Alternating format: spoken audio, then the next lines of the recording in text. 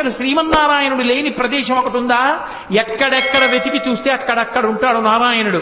వ్యాపకత్వం చేత ఉంటాడు, అన్నిటి యందు నిండి నిబీకృతమై ఉన్నాడు అన్నాడు. ఓహో అలాగా, అయితే ఈ స్తంభంలో ఉంటాడా అన్నాడు. ఇప్పుడు వస్తోంది నరసింహావతారం. ఎందుకని? పిల్లవాడు అంటున్నాడు అంతటా ఉన్నాడంటున్నాడు. హిరణ్యకశిపుడు ఈ వేళ్లు ముడిచాడు, ఈ వేలు పైకి తీశాడంటే ఇలా చూపించి ఎక్కడో ఆపుతాడు. ఆ వేలు ఎక్కడ ఆగితే అక్కడి నుంచి పైకి రావాలి. రాకపోతే తనని నమ్ముకున్న భక్తుడి మాట వమ్మైపోతుంది. బయటికి రావడం అంటూ జరిగితే శంఖచక్ర గదా పద్మములు పట్టుకున్నటువంటి శ్రీమన్నారాయణుడిగా వచ్చి హిరణ్యకశిప సంహారం చెయ్యడానికి బ్రహ్మగారిచ్చినటువంటి వరం ప్రతిబంధకం. కాబట్టి ఆయన ఎన్ని వరాలు ఇచ్చాడో అన్ని వరాలకి మినహాయింపుగా రావాలి. అన్ని వరాలకి మినహాయింపుగా రావడానికి ఎక్కడి నుంచి రావాలో తన చేతిలో లేదు.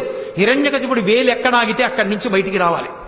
హరి సర్వాకృతులంకలండనచు ప్రహ్లాదుండు భాషింప, సత్తరుడై ఎందును లేడు లేడనుచు దైత్యుండు తర్జింప, శ్రీనరసింహాకృతి దాల్చనచ్చు.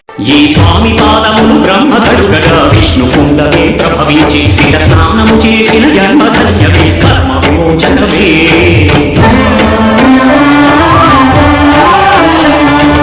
విశ్వవైద్యుడై స్వామి చేతులు రోగ నివారణమే. ఎలా ఉంటుందో అప్పుడు మీరు ఊహించండి. హిరణ్యకశిపుడు ఇలా వేలు తిప్పుతూ స్తంభాన్ని చూపించాడు. ఇందులో ఉన్నాడా అన్నాడు.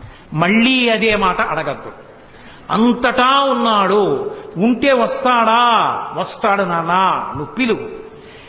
ఇప్పుడు కొడుకు మాట కాదని నిరూపించాలి, కొడుకు మాట నిలబెట్టాలి పరమేశ్వరుడు. ఇది ఆయన దయ. పిల్లవాడు ధైర్యంతో మాట్లాడుతున్నాడు, ఉన్నాడు పరమేశ్వరుడు అంటున్నాడు. అతని మాట నిలబెట్టడానికి బ్రహ్మాండమంతా నారసింహమైంది.